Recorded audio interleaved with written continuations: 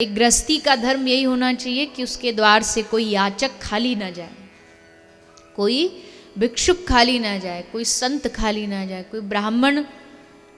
भगवान ने आपको जितनी सामर्थ्य दी है, मैं ऐसा नहीं कहती कि सब लुटा दो, पर सामर्थ्यता अनुसार आदत ऐसी बना लेनी चाहिए कि वो आदत न छूटे कि हमारे द्वार पे हमेशा देने का भाव हो, लेने का भाव न हो। साधुओं की प्रसन्नता, ब्राह्मणों की प्रसन्नता, पर कलयुग है, सब धीरे धीरे सब जगह मिलावट है, तो यहाँ भी मिलावट है। घर में कोई शादी ब्याह में ब्राह्मण देवता पधारते हैं, मान लीजिए कोई व्यक्ति अपना बेटा बेटी की शादी करता है, तो आजकल की शादी में कितना पैसा लगता है जानते हैं ना। पहले तो फिर भी थोड़े मोटे पैसे में काम बन जाता था, आजकल तो महाराज शादी से पहले 4-5 चीज़ें लंबी लंबी होती हैं। शादी जितना शादी में पैसा लगता उतना फिर शादी के बाद जो रिसेप्शन है उसमें पैसा लगाओ। अच्छी वेन्यू, अच्छा होटल चाहिए, बढ़िया एकदम फर्स्ट क्लास होटल हो। अभी है कोई रिसेंटली जिसने अपने छोरा छोरी का ब्याह किया हो? अच्छा, भैया कितना पैसा खर्च हुआ? भैया बोले ये तो नहीं बताऊं। अच्छा चलो ओवरऑल बता दो, किसी का ब्याह हो तो वो डेकोरेशन में कितना पैसा लग जाता है? भैया थोड़े ज़्यादा अच्छे से बता पाएंगे क्योंकि फाइनेंस यही संभालते हैं ना, पैसा का लेखा जोखा। कितना लगता है? मतलब एक नॉर्मल बजट बता ना, बहुत लंबा चौड़ा नहीं। 10 लाख? अच्छा, 10 लाख की डेकोरेशन। अच्छा, खाने पीने में 1 करोड़ तक पहुंचा दोगे गाड़ी, मोटी शादी है। चलो आप कह रहे तो मान लेते 10 लाख खाने पीने।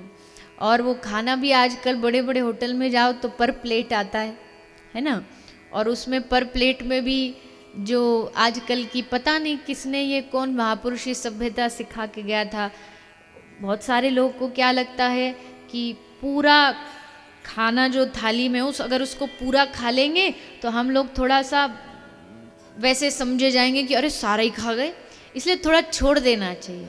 आधा प्लेट खाएंगे और आधा डालेंगे कचड़ा में। तो चलो 10 लाख उसमें हो गया, पर डीजे वाले को कितना? 2 लाख? चल हैं? अच्छा, ऑर्केस्ट्रा वाले।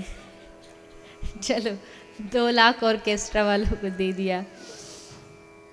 कुछ 15-20 हजार घोड़ा और ढोल उन सबको भी देते होंगे।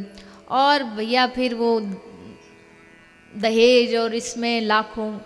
अच्छा चलो ये सब ठीक है, लेकिन जो बेचारे ठंड में झोला डाल के कांपते कांपते पंडित जी आते हैं तुम्हारा ब्याह पढ़ने के लिए, जिनके मंत्रों के बगैर शादी पूरी नहीं होती, उनको कितने लाख रुपया देते हो? जब टेंट वाला घोड़ी वाला इतना ले जाता है, ऑर्केस्ट्रा वाले 2 लाख ले जाते हैं, तो पंडित जी को कम से कम 1 लाख का लिफाफा तो देते होंगे।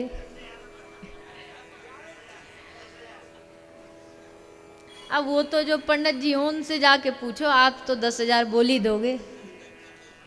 असली बात तो पंडित जी बताएंगे ना। पंडित जी को कहेंगे, पंडित जी अरे रख लो, जितना है, छोरी की शादी है, 1100 का लिफाफा रख लो, छोरा की होगी तो बढ़ा के दे देंगे। अब बेचारे पंडित जी क्या बोलें, ठीक है जैसे आप छोरा की कर लो तब दे देना। मेरे कहने का भाव बस इतना सा आपको कहना है, मैं तो कोई किसी का ब्याह पढ़ने जाती नहीं जो मैं इसलिए कहीं आपको लगे अपने लिए बोल रहे हैं। ब्राह्मण हूँ पर ऐसा नहीं कि कोई कर्म कांड मुझे आता नहीं ना मुझे करना। लेकिन एक ब्राह्मण को बस इतना इतना हम सबको ध्यान रखना चाहिए कि एक ब्राह्मण को इतना तो दें जो उसकी जीविका आराम से चल जाए, और इतनी चल जाए कि वो ब्राह्मण चाहे कि उसके जो आगे आने वाले बच्चे हैं वो भी इसी कर्मकांड पद्धति को आगे बढ़ाएं। अब बताओ, जब पंडित जी को मिलेंगे 1151 रुपया और ऑर्केस्ट्रा वाले को 2 लाख, तो पंडित जी भी चाहेंगे पंडित काय को ऑर्केस्ट्रा वाला बने।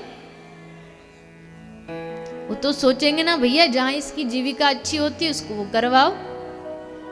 इससे फिर धीरे धीरे हमारी जो कर्मकांड पद्धति है वो खत्म हो जाएगी। इसलिए गृहस्थ होने के नाते सबका दायित्व बनता है कि कोई ब्राह्मण घर आए, कोई साधु घर आए, कोई भिक्षुक आए, भिखारी ही क्यों ना आए। बहुत सारे लोग कहते हैं अरे ये भिखारियों को जितना दोगे उतना ये इनकी आदत बन जाएगी, देख करके देना चाहिए। अब देखो, कोई इस बात पे विश्वास रखता है, मैं तो नहीं रखती। क्यों? क्योंकि ठाकुर जी ने जब हमको दिया था तो उन्होंने पूछा था कि तू क्या करेगा, तुम जा जा करके शराब में लगा रहे हो। अभी आज ही मैंने खबर पढ़ी, कल में पहला साल था तो शायद जयपुर, शायद जहाँ तक मुझे याद है जयपुर शहर में कल में 1 अरब की शराब बेचेगी। अब बताइए, भगवान ने तुमको पैसा देने से पहले पूछा था कि तुम ऐसे गलत कामों में लगाओगे, शराबों में लगाओगे, नशों में लगाओगे? पर उसने दिया ना, क्योंकि हम आदत से मजबूर हैं और वो अपनी रहमत से मजबूर है, वो अपनी कृपा से मजबूर है। हम अपनी आदत नहीं छोड़ते तो वो अपनी कृपा नहीं छोड़ता। तो ये सब बातें नहीं होना चाहिए कि वो क्या करता है, वो जो करे उसके कर्म उसके साथ है।